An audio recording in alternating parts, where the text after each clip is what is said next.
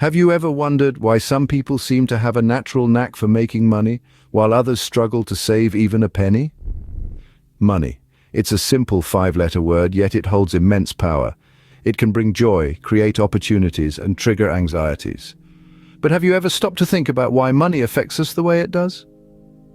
Let me share a story with you, a real-life tale of a man named John who was earning a six-figure salary. Despite his high income, he had a persistent struggle to save a penny. Why? His spending habits. John was a generous man, but he was also a spendthrift. He would splurge on luxurious items, extravagant trips, and fine dining experiences without considering his savings. Unbeknownst to him, his poor financial habits were depleting his income faster than he could replenish it. He lived paycheck to paycheck, always finding himself in a cycle of financial stress, his substantial income. Welcome to the fascinating world of the psychology of money. This is the study of our behaviors, feelings, and attitudes towards money. The psychology of money is a vast field, encompassing everything from our individual spending habits to the global economy.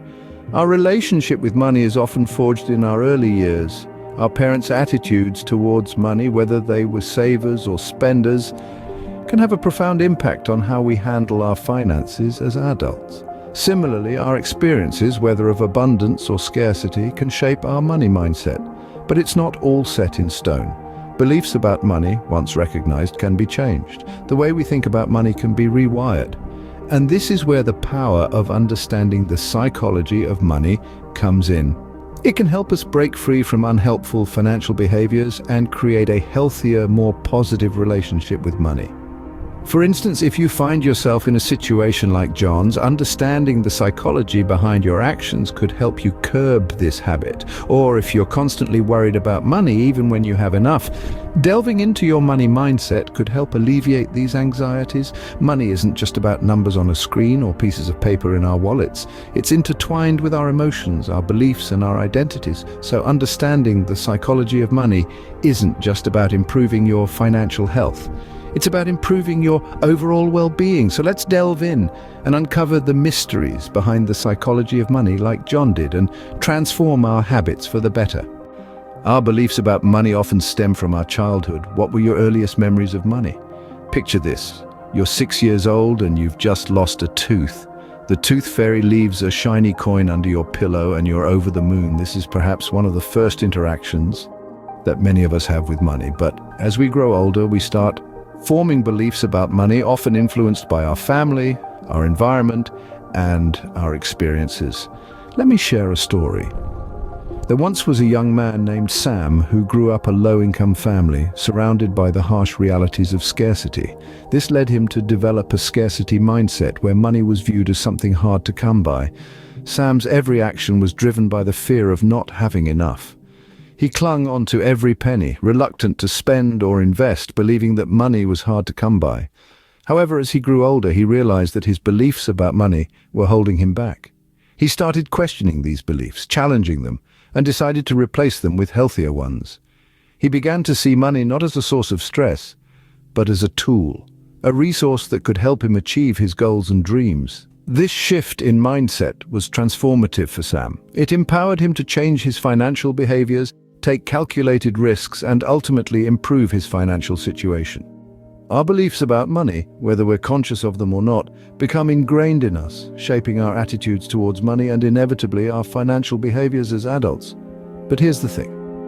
Our beliefs about money are not just ideas floating around in our heads. They translate into actions. From being savers or spenders, risk-takers or risk-averse, generous or frugal, these beliefs can have a profound impact on our financial health and our overall quality of life. But the good news is, by understanding these beliefs, we can start altering our financial behaviors.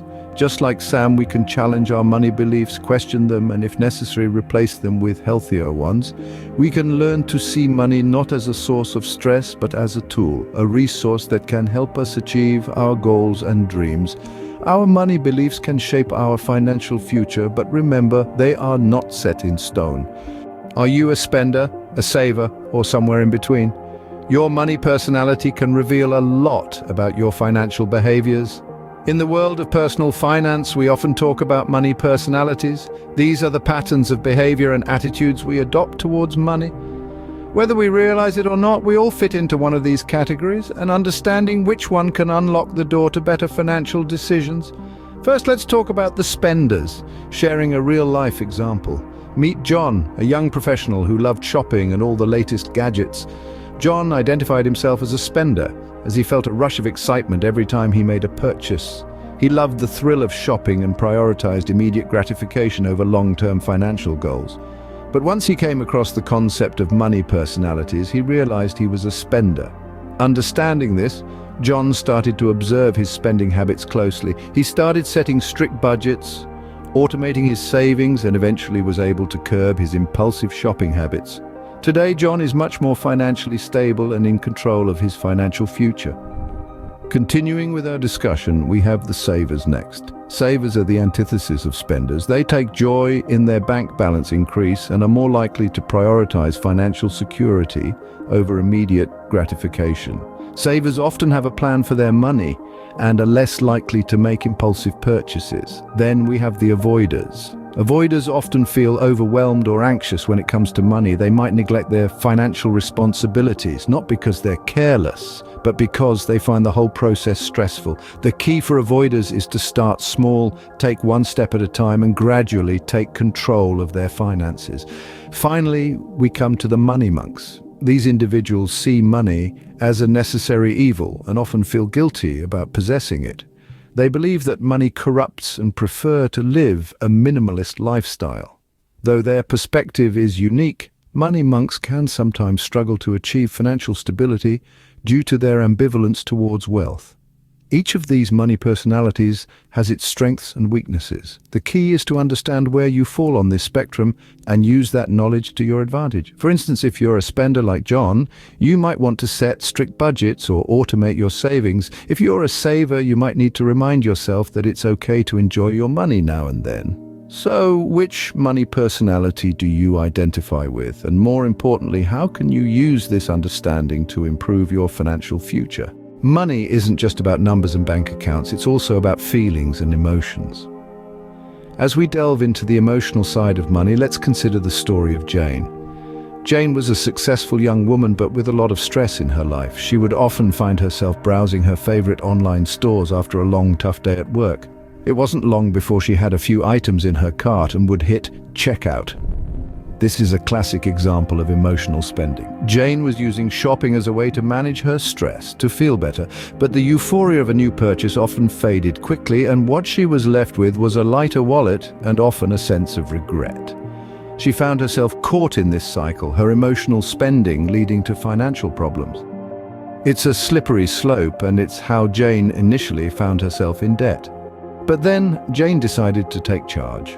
She began to understand the emotional triggers that led to her poor financial decisions and started finding healthier ways to cope with her stress. Instead of online shopping, Jane took up painting and yoga, activities that not only helped her relax, but also nurtured her creativity and physical health. She also started educating herself about financial management, which boosted her confidence about her financial knowledge, leading her to make better financial decisions. She was learning to manage her money and, more importantly, manage her emotions. Emotional spending isn't the only way our feelings about money can influence our financial behaviors. Fear, guilt, and shame can also play a role.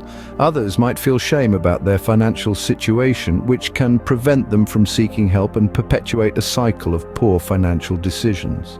On the flip side, positive emotions can also influence our financial behaviors. Feeling grateful for what you have can promote a mindset of abundance, which can lead to better financial habits. So as you can see, our relationship with money is deeply intertwined with our emotions.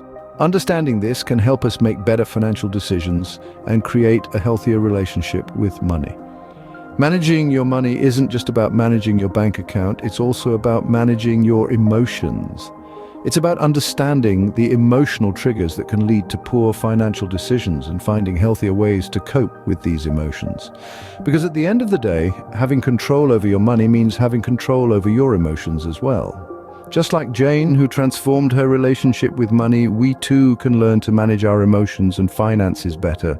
Fear can be a powerful motivator, but when it comes to money, it can also be a powerful roadblock. As we delve deeper into our exploration of the psychology of money, we encounter a phenomenon known as money fears. To illustrate this concept, let's tell the story of Sarah. Sarah grew up in a family that was always struggling financially, which led her to develop a deep-rooted fear of investing her money. She believed that if she invested and lost money, she would end up in the same financial predicament as her parents. So she always chose to hoard her money rather than invest it.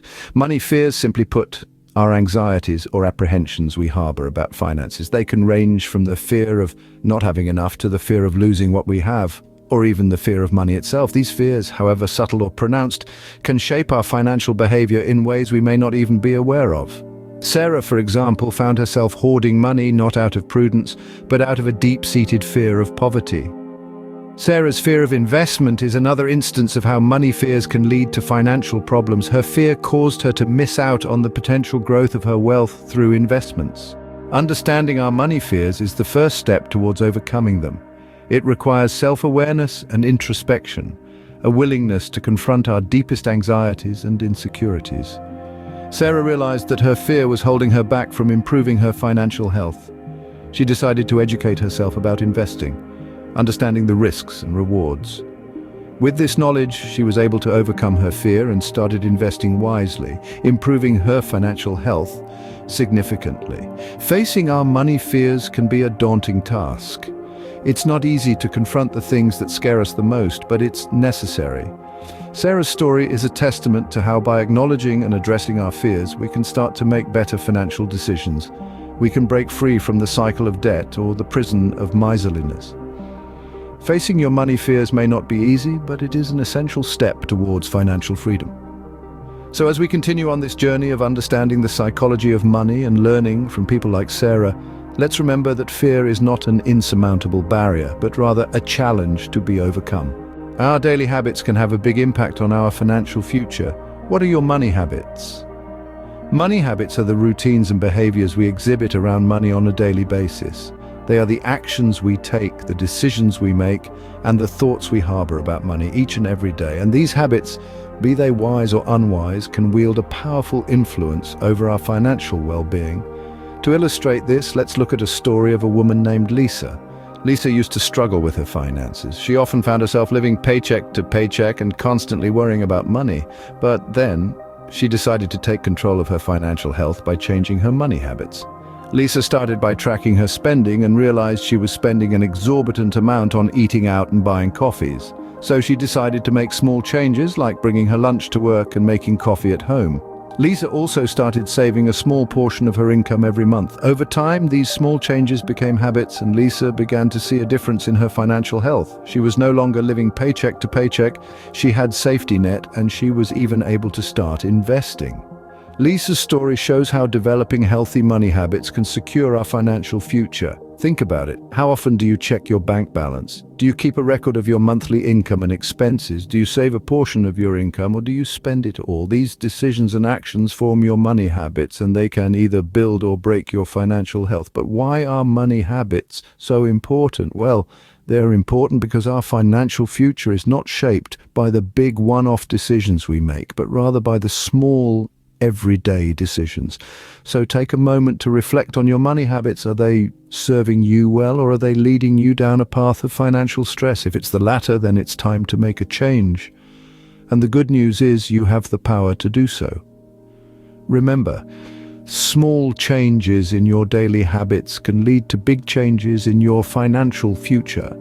Your mindset about money can either propel you towards financial success or hold you back from it. Now let's delve into the story of Tom, a man who transformed his financial situation by shifting his mindset. Tom was a classic example of someone with a scarcity mindset. He saw money as a finite resource and was always worried that there was never enough to go around. This belief often led to fear and anxiety around his finances.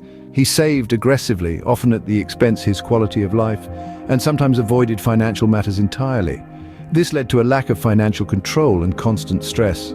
However, Tom's life changed when he started viewing money through the lens of an abundance mindset, seeing it as a tool that can be used to create opportunities and experiences.